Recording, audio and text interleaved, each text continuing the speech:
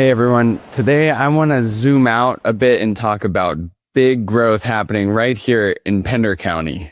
If you're not watching this on YouTube, then I encourage you to check it out. There's going to be pictures coming up that will show some of the projects going on and some of the progress happening.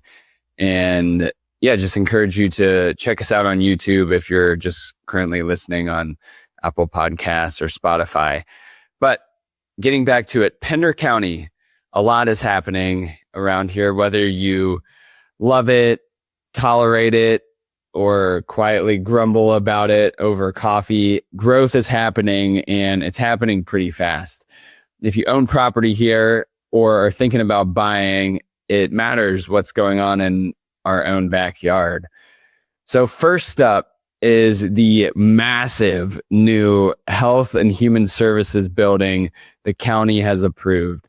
Now, this is a 75,000 square foot facility, and it's designed to accommodate a lot of uses. And that means it can adapt as the population grows and changes. The location of this is just south of Burgaw. You can see on this map, it's just south of downtown Burgaw. The facility is going to be used for social services, training spaces for staff development, and room for increased staffing and service demand over time. The last one is the thing that makes me a little nervous. Like, how big is this department looking to grow to, and what are the plans for that? I don't know. That's a question I have. On one hand, there's real needs here. There's hurt. There's people struggling and suffering, and that is sad. On the other hand, I think it's fair to at least ask the question, are we paying too much in taxes, and do we want local government handling all of these needs? There's no simple solution to some of these problems that people are working through, but that's something we're talking about, I think. And growth forces these conversations, whether we're ready for them or not. So stay tuned. Massive facility. Looks like it's going to be awesome and beautiful. But is it needed? Next up is the new Hampstead Library, which will be located right next to the Hampstead Annex on Highway 17. The Hampstead Annex is the big brick building with the white pilings, and the new library is going to be connected to that. The parking lots are going to be connected, as you see in this image. Construction is set to begin early this year, with completion expected spring 2027. Now, this is going to be a 20,000 square foot library, and it's designed to serve a rapidly growing community. The features are pretty impressive. Much larger children's area than the current library, a dedicated room for meetings, 2 large meeting rooms. There's going to be 8 private study rooms, and even a semi-covered outdoor courtyard. Total price tag for this one, $15.3 million. That's a lot of money. And I'll be honest, I read that number and I thought, that's expensive. But then I pictured taking my kids there, and suddenly my outrage softened a little bit. Looks like it's going to be a really nice facility, and I am excited selfishly to use it with my family. Another major project already underway is Pender County's new law enforcement center on Old Savannah Road in Burgaw. This will house a new sheriff's office and detention center. It'll consolidate some services and modernize some facilities that, let's be honest, are long overdue for an upgrade. Out that way, again, is a new park. The county has broken ground on Central Pender Park, a recreational project that's been a long time in the making. Phase 1's expected to open this fall and will include paved walking trails, 4 multi-purpose fields, playground, concession stands, lots of parking, public restrooms. And this park is being built specifically to handle the growing number of kids participating in recreational sports every year. I don't know about you. If you've been to Kiwanis Park on a Saturday during baseball season, you will know that there are a lot of kids and people around who are wanting to be involved with youth sports. And that's definitely some growth you can see. Just go to Kiwanis Park on Saturday morning. On the economic side, there's a massive project right outside of New Hanover County in Pender County. Amazon is continuing construction on a large fulfillment center in Pender Commerce Park, right off of Highway 421.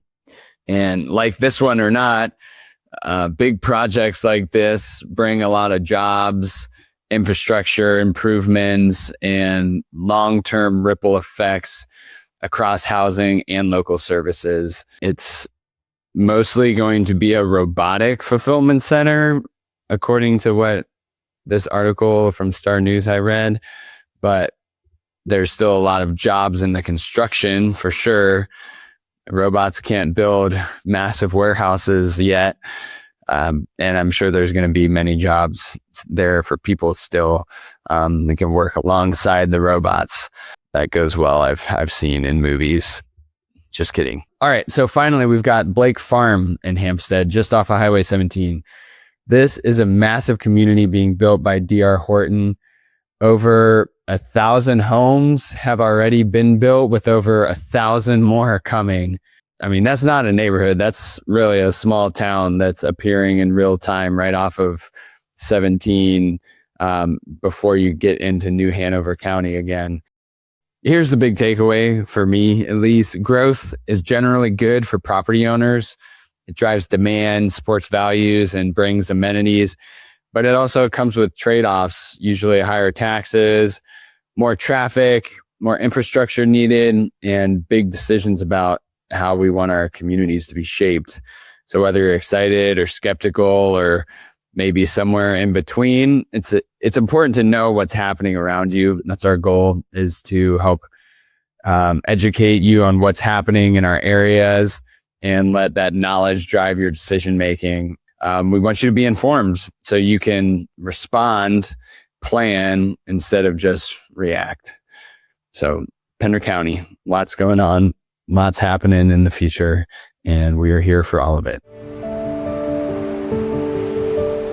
This is the first segment in a series that Christina and I are really excited about. We're going to walk through our personal real estate investment journey, one property per episode. No hype, no pretending that we really knew what we were doing, just the real story. So our first stop on this journey is 412 Azalea Drive, the first house we ever bought back in 2016. I'm going to dig into the numbers just to show you and prove some of the points I'm going to be talking about. We paid $224,000 for this house, and here's the funny part. I actually got back $1,500 at closing. I worked with a rock star agent who negotiated hard for me, and at the time, I didn't appreciate it at all. I genuinely thought getting paid to buy a house was just how it worked. Youth is a wild thing. Shout out to Lauren Cooper. She's a baller agent out in Dana Point, California now, still crushing it. But this house, single family home in Hampstead. It's a 3-bedroom, 2-bath home with a bonus room. It's in a nice Hampstead neighborhood, Belvedere Plantation, and the backyard backs up to Ironclad Golf Course. And it was never really meant to be an investment. I was just tired of paying rent. My dad told me when I was moving out here in 2016, so you could use your VA loan and buy with very little money out of pocket. And I didn't have a lot of money in my pocket, so I looked into it and that was it. No spreadsheets, no long-term plans, just let's stop renting and see how this goes. So we lived there for about a year and then stumbled onto Bigger Pockets. I was working at the School of Infantry at the time and driving around to a lot of ranges, in the car a lot. We had also just gotten married, and I was tired of living paycheck to paycheck and thought, if I'm going to, lead this family now, I need to learn about being a good steward of our resources and not spending every dollar that I made. So I started listening to a few investing podcasts, and then I found Bigger Pockets and started just listening to all these episodes about real estate investing. And specifically, there was a webinar that Brandon Turner did on how to analyze a rental property. I think it was called like the Foursquare method. And so I ran some numbers and I just practiced on our own house and realized that, hey, this house would at least break even as a long-term rental. So at the time, our mortgage was about $1,250 a month, and we could rent it for around $1,500 a month. So we made a decision that felt really big and scary, and we bought another primary residence and rented out Azalea Drive. And this house hack, that property we purchased was a house hack, and that's a story for the next episode. But I just want to talk a little bit about kind of what people told us when we were doing this. Our neighbor thought it was a terrible idea. She was like, what if tenants destroy your property? She said, no one's going to take care of it like you will. There were some other influences in our life who thought it was a little crazy to take on all this additional debt through another mortgage. And there wasn't a ton of people in our circle who were really encouraging it. It was a lot of skepticism, really. Not a ton of just straight up haters, but also not a ton of people who were kind of cheering us on and buying into our vision for what we were doing. And that was what was cool about the real estate investing community, is that, reaching out to a few people, they really did share a ton of information and encouragement through the start of this journey. And thank goodness we listened to them, because this property, Azalea Drive, it's now one of our top performers and is cash flowing around $500 a month and has gone up a lot in equity. I'll get into that in a little bit. But it absolutely did not start out this way. So I want to talk through some tough lessons that this house taught us. Lesson number 1 is do not sleep on tenant placement. So we actually hired a company to find tenants for us.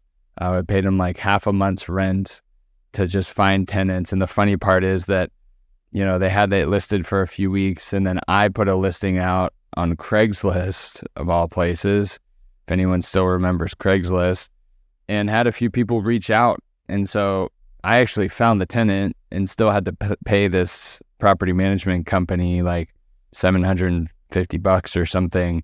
But we were so excited that someone wanted to rent the house out after only, a few weeks on the market, that we ignored some warning signs.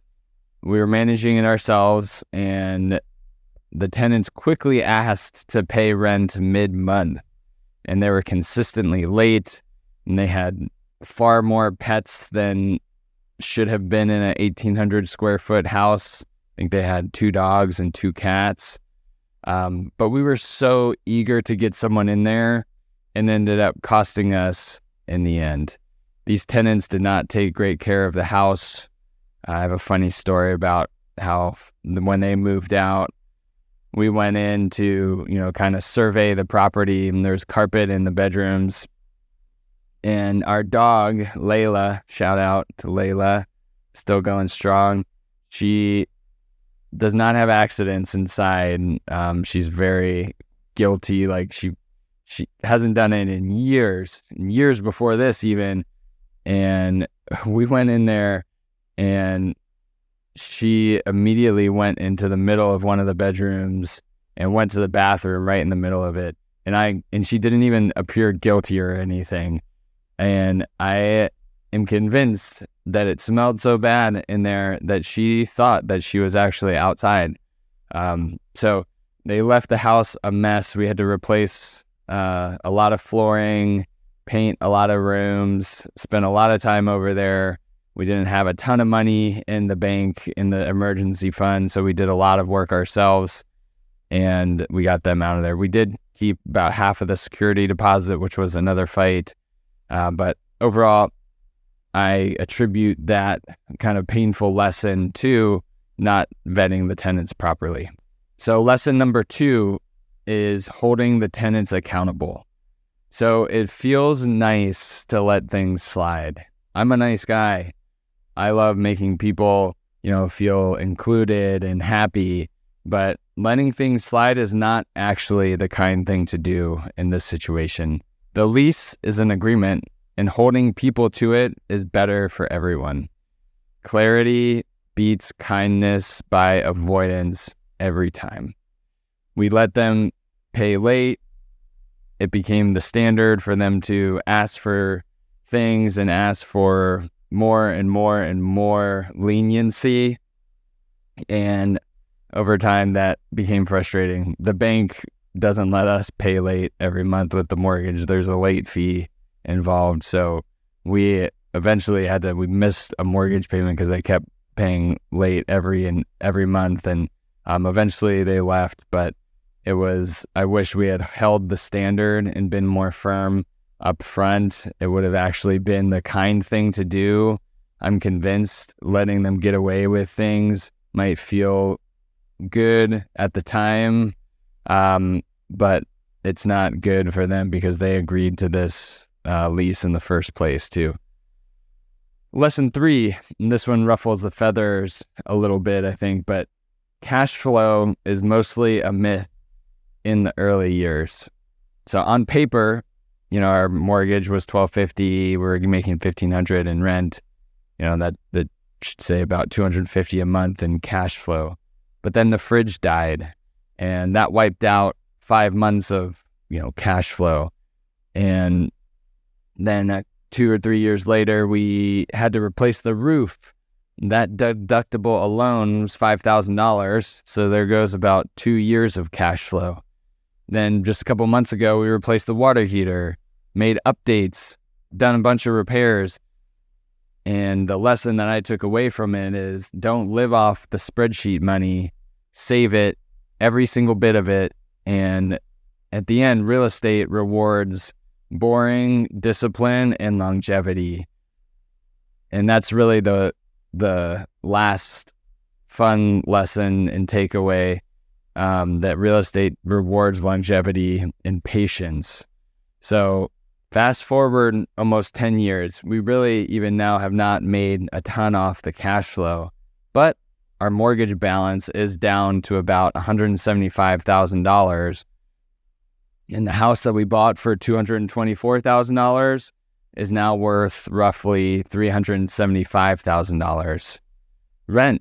Rent has gone up from $1,500 a month to about $2,150 a month, while our mortgage payment has only increased from $1,250 to about $1,550. And that's due to the increase in taxes and insurance. We've kept the same interest rate this whole time. It's about 3.6%. And here's the quiet magic. We're now paying way more toward principal than we started out paying at the beginning of the loan. And we're paying more towards principal than we're paying towards interest every month. And that happens if you keep a mortgage for, 10 years like we have. This house is a little dated now. It could use some updates, but it's solid. We just had a turnover and had 4 different applicants apply to move in. And I think there's just a lot of demand for, a single family home in this area, fenced in backyard, backs up to a golf course in a nice neighborhood in Pender County School District. And overall though, this property taught us a lot. Some lessons were expensive, but it has been a huge blessing for our family, and it laid the foundation for really everything that came after. It felt really scary at the time, buying another house and renting this house out, but it has been such a blessing for us. So I hope you are able to take away a few of my painful lessons. Next episode, we're going to talk about the house hack that really took our real estate investing journey to the next level, and accelerated us a lot by allowing us to live for free and invest all of that money we were going to be paying towards housing into more real estate. But please, if you have any questions about this story or want to talk about your strategy for building wealth through real estate, I would love to do that. Please send me a message.